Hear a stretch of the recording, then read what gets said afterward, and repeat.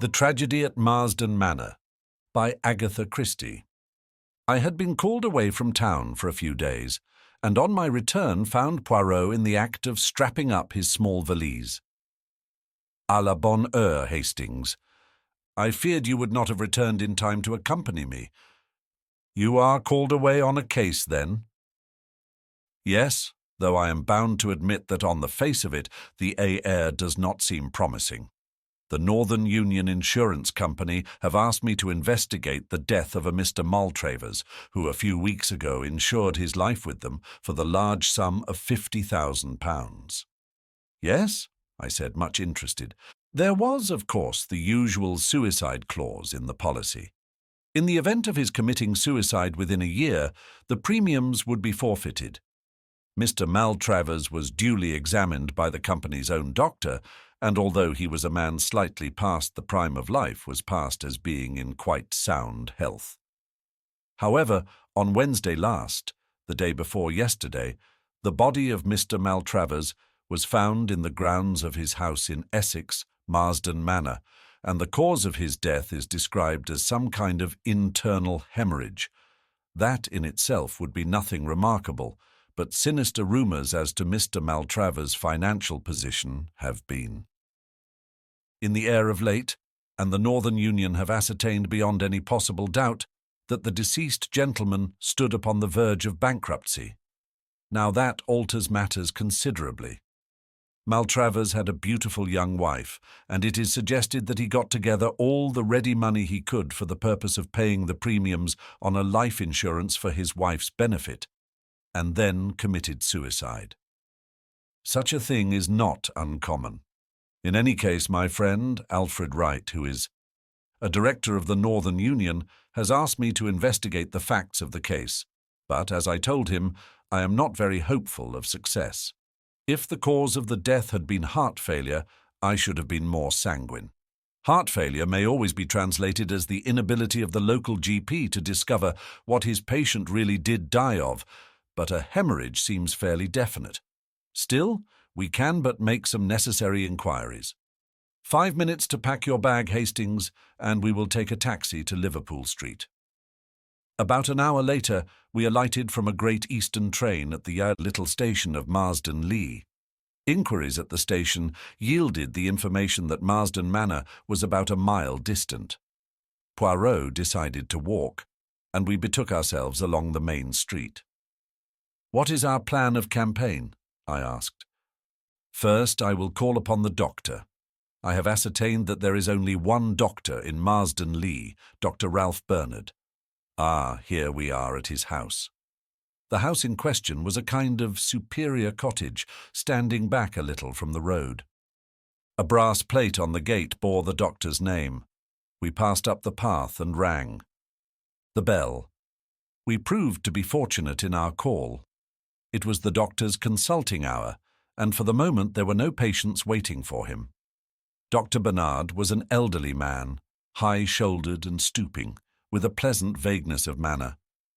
Poirot introduced himself and explained the purpose of our visit, adding that insurance companies were bound to investigate fully in a case of this kind.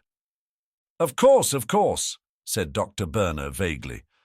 "I suppose as he was such a rich man, his life was insured for a big sum." "You consider him a rich man, Doctor?" The doctor looked rather surprised. "Was he not? He kept 2 cars, you know, and Marsden Manor is a pretty big place to keep up, although I believe he bought it very cheap." "I understand that he had considerable losses of late," said Poirot, watching the doctor narrowly. The latter, however, merely shook his head sadly. "Is that so? Indeed. It is fortunate for his wife, then, that there is this life insurance.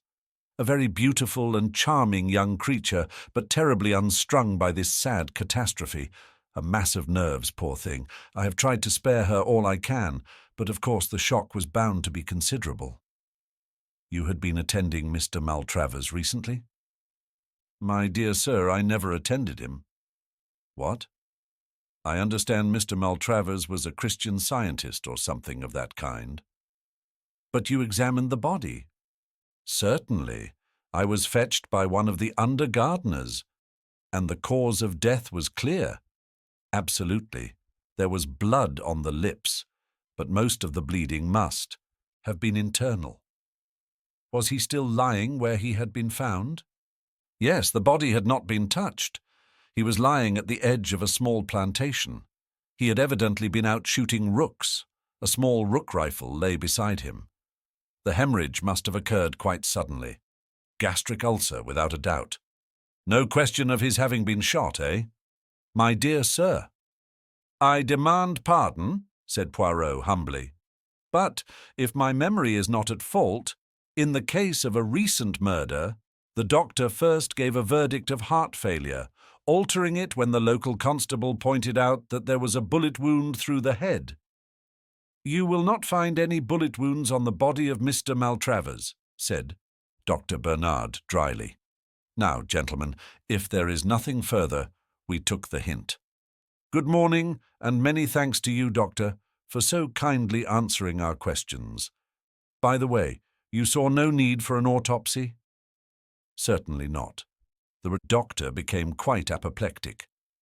The cause of death was clear, and in my profession we see no need to distress unduly the relatives of a dead patient. And turning, the doctor slammed the door sharply in our faces. And what do you think of Dr. Bernard, Hastings? Inquired Poirot, as we proceeded on our way to the manor. Rather an old ass. Exactly. Your judgments of character are always profound, my friend. I glanced at him uneasily, but he seemed perfectly serious. A twinkle, however, came into his eye, and he added slyly, That is to say, when. There is no question of a beautiful woman. I looked at him coldly. On our arrival at the manor house, the door was opened to us by a middle-aged parlour-maid. Poirot handed her his card and a letter from the insurance company for Mrs. Maltravers. She showed us into a small morning-room and retired to tell her mistress. About 10 minutes elapsed, and then the door opened, and a slender figure in widow's weeds stood upon the threshold. Monsieur Poirot, she faltered. Madame. Poirot sprang gallantly to his feet and hastened towards her. I cannot tell you how I regret to derange you in this way, but what will you? Les airs, they know no mercy. Mrs. Maltravers permitted him to lead her to a chair. Her eyes were red with weeping, but the temporary disfigurement could not conceal her extraordinary beauty. She was about 27 or 8, and very fair, with large blue eyes and a pretty pouting mouth. It is something about my husband's insurance, is it? But must I be bothered now so soon? Courage, my dear madame, courage! You see, your late husband insured his life for rather a large sum, and in such a case the company always has to satisfy itself as to a few details. They have empowered me to act for them. You can rest, assured that I will do all in my power to render the matter not too unpleasant for you. Will you recount to me briefly the sad events of Wednesday? I was changing. For tea, when my maid came up, one of the gardeners had just run to the house. He had found. Her voice trailed away. Poirot pressed her hand sympathetically.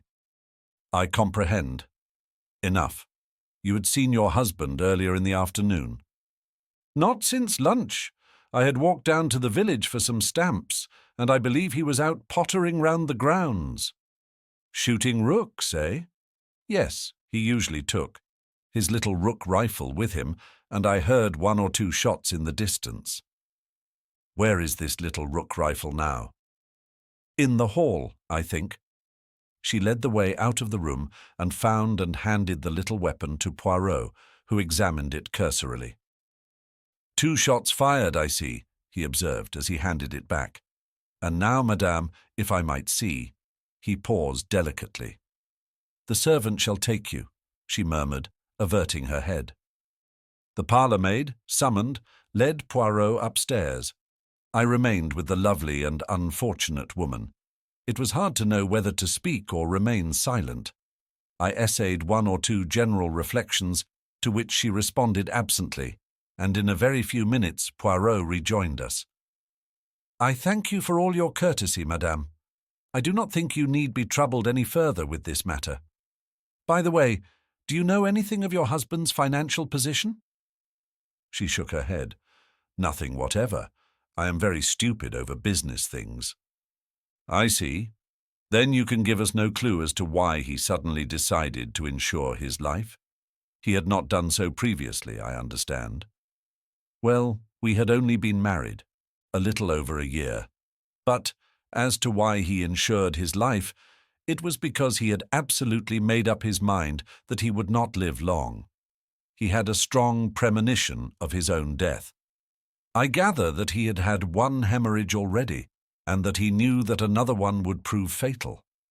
I tried to dispel these gloomy fears of his, but without avail. Alas, he was only too right."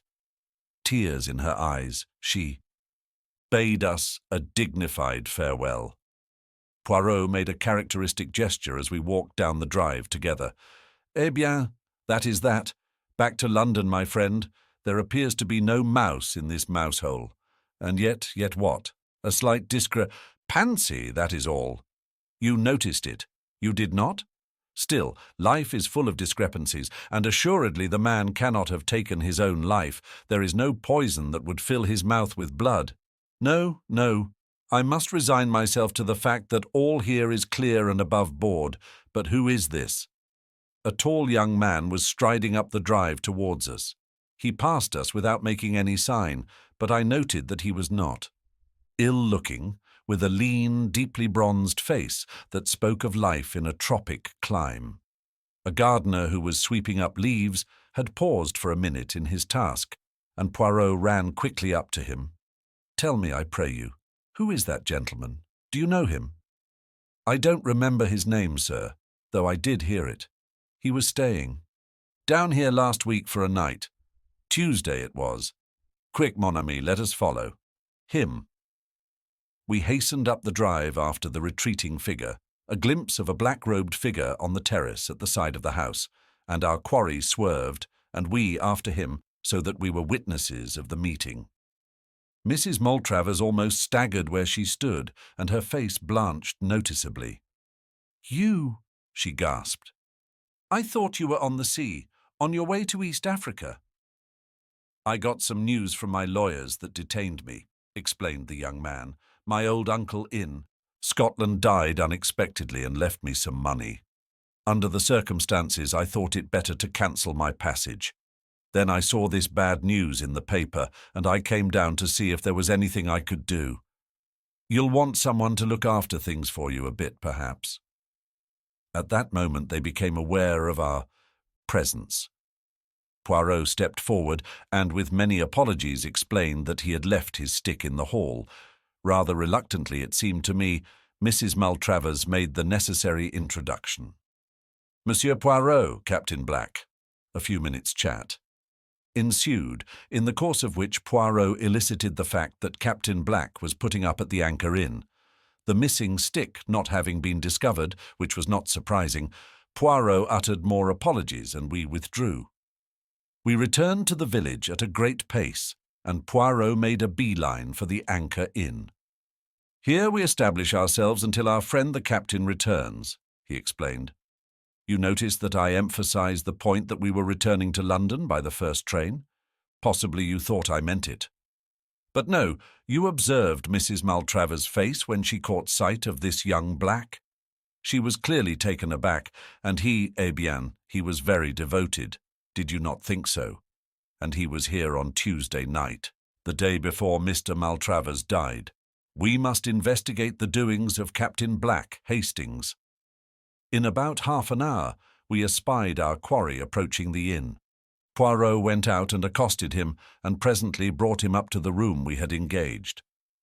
"I have been telling Captain Black of the mission which brings us." Here he explained.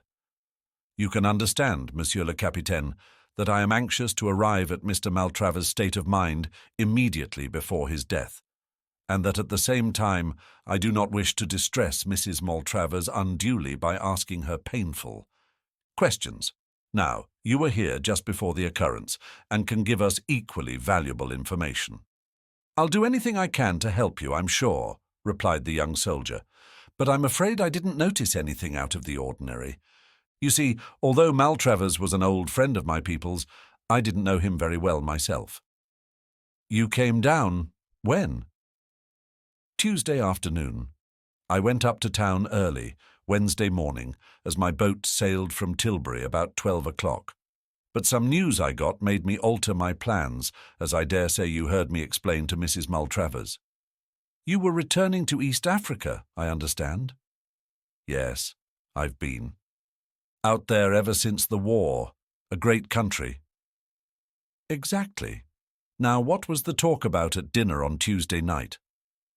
"Oh, I don't know. The usual odd topics. Maltravers asked after my people, and then we discussed the question of German reparations, and then Mrs. Maltravers asked a lot of questions about East Africa, and I told them one or two yarns. That's about all, I think." "Thank you." Poirot was silent. For a moment, then he said gently, "With your permission, I should like to try a little experiment. You have told us all that your conscious self knows. I want now to question your subconscious self." "Psychoanalysis, what?" said Black, with visible alarm. "Oh, no," said Poirot reassuringly. "You see, it is like this. I give you a word, you answer with another, and so on. Any word, the first one you think of. Shall we begin?" "All right," said Black slowly, but he looked uneasy. "Note down the words, please, Hastings," said Poirot. Then he took from his pocket his big turnip-faced watch and laid it on the table beside him. "We will commence. Day." There was a moment's pause, and then Black replied, "Night." As Poirot proceeded, his answers came quicker. "Name," said Poirot. "Place." "Bernard. Shore. Tuesday. Dinner. Journey. Ship. Country. Uganda. Story. Lions. Rook rifle. Farm. Shot. Suicide. Elephant. Tusks. Money. Lawyers. Thank you, Captain Black. Perhaps you could spare me a few minutes in about half an hour's time." "Certainly." The young soldier looked at him curiously and wiped his brow as he got up. "And now, Hastings," said Poirot, smiling at me as the door closed behind him. "You see it all, do you not?" "I don't know what you mean." "Does that list of words tell you nothing?" I scrutinized it, but was forced to shake my head. "I will assist you. To begin with, Black answered well within the normal time limit, with no pauses, so we can take it that he himself has no guilty knowledge to conceal. Day to night and place to name are normal associations. I began work with Bernard, which might have suggested the local doctor had he come across him at all. Evidently he had not. After our recent conversation, he gave dinner to my Tuesday, but journey and country were answered by ship and Uganda, showing clearly that it was his journey abroad that was important to him, and not the one which brought him down here. Story recalls to him one of the lion stories he told at dinner. I proceed to rook rifle, and he answered with the totally unexpected word farm. When I say shot, he answers at once suicide. The association seems clear. A man he knows committed suicide with a rook rifle on a farm somewhere. Remember, too, that his mind is still on the stories he told at dinner, and I think you will agree that I shall not be far from the truth if I recall Captain Black and ask him to repeat the particular suicide story which he told at the dinner table on Tuesday evening. Black was straightforward enough over the matter. Yes, I did tell them that story now that I come to think of it. Chap shot himself on a farm out there. Did it with a rook rifle through the roof of the mouth, bullet lodged in the brain. Doctors were no end puzzled over it. There was nothing to show except a little blood on the lips. But what has it got to do with Mr. Maltravers? You did not know, I see, that he was found with a rook rifle by his side. You mean my.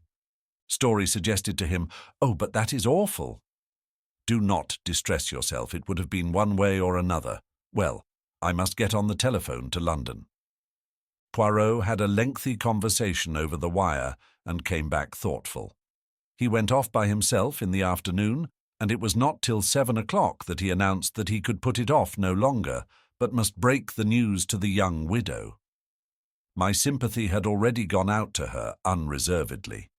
To be left penniless, and with the knowledge that her husband had killed himself to assure her future, was a hard burden for any woman to bear.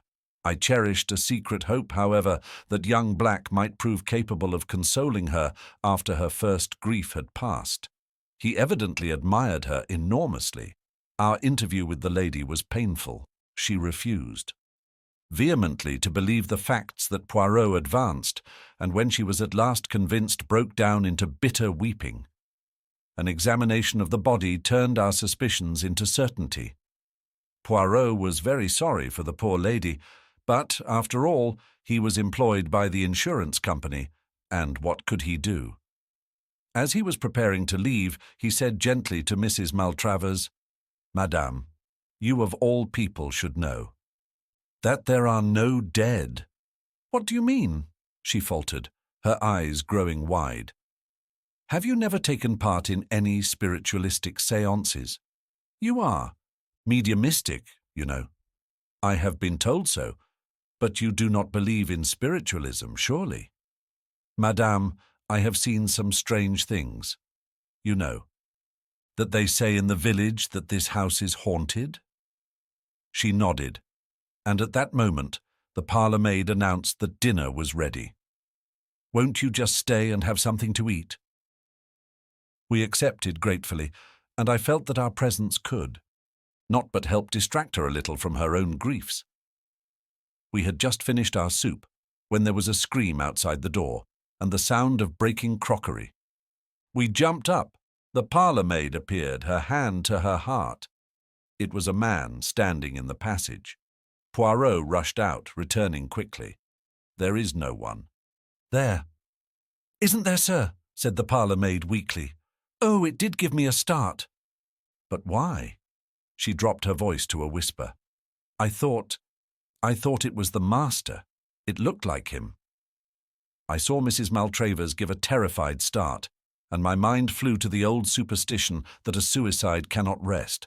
She thought of it too, I am sure, for a minute later she caught Poirot's arm with a scream. "Didn't you hear that? Those 3 taps on the window. That's how he always used to tap when he passed. Round the house." "The ivy!" I cried. "It was the ivy against the pane." But a sort of terror was gaining on us all.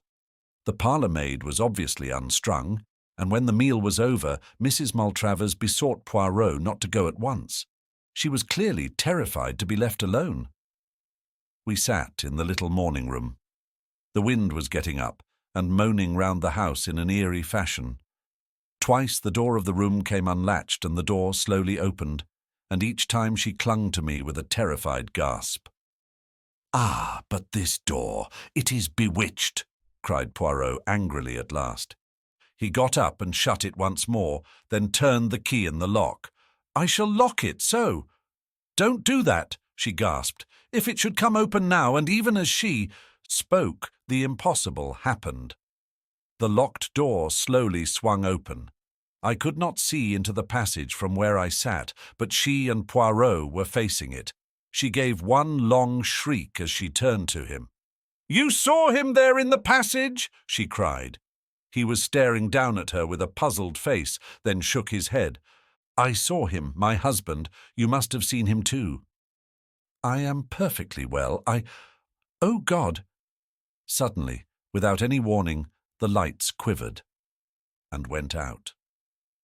Out of the darkness came 3 loud raps. I could hear Mrs. Maltravers moaning. And then I saw. The man I had seen on the bed upstairs stood there facing us, gleaming with a faint ghostly light. There was blood on his lips, and he held his right hand out, pointing. Suddenly, a brilliant light seemed to proceed from it. It passed over Poirot and me and fell on Mrs. Maltravers. I saw her white, terrified face and something else. "My God, Poirot," I cried. "Look at her. Her right hand. It's all red." Her own eyes fell on it, and she collapsed in a heap on the floor. "Blood," she cried hysterically. "Yes, it's blood. I killed him. I did it.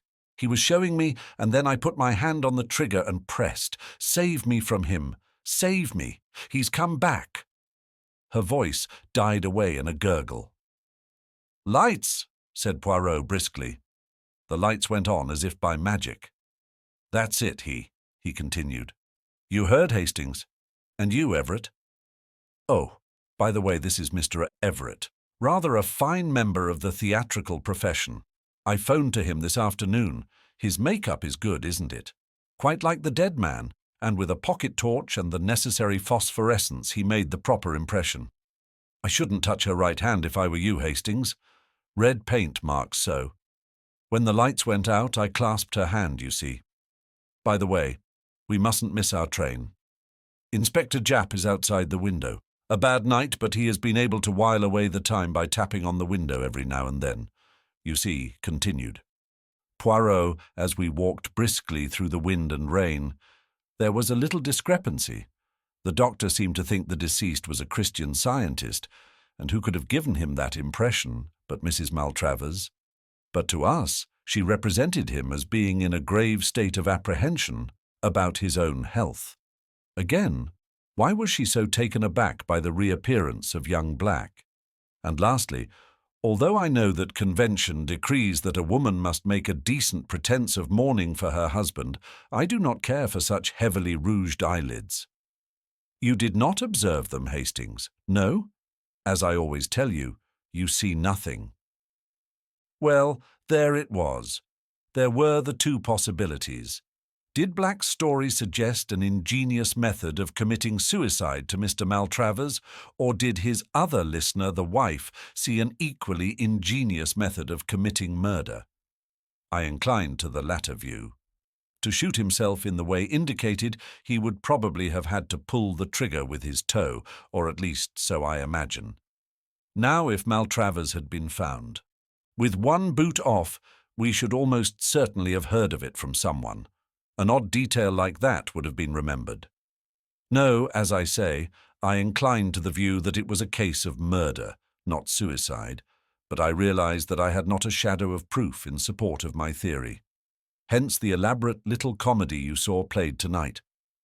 "Even now I don't quite see all the details of the crime," I said. "Let us start from the beginning. Here is a shrewd and scheming woman who, knowing of her husband's financial debacle and tired of the elderly mate she has only married for his money, induces him to insure his life for a large sum, and then seeks for the means to accomplish her purpose. An accident gives her that, the young soldier's strange story. The next afternoon, when Monsieur le Capitaine, as she thinks, is on the high seas, she and her husband are strolling round the grounds. "What a curious story that was last night," she observes. "Could a man shoot himself in such a way? Do show me if it is possible." The poor fool, he shows her. He places the end of the rifle in his mouth. She stoops down and puts her finger on the trigger, laughing up at him. "And now, sir," she says saucily, "supposing I pull the trigger." And then Hastings, she pulls it.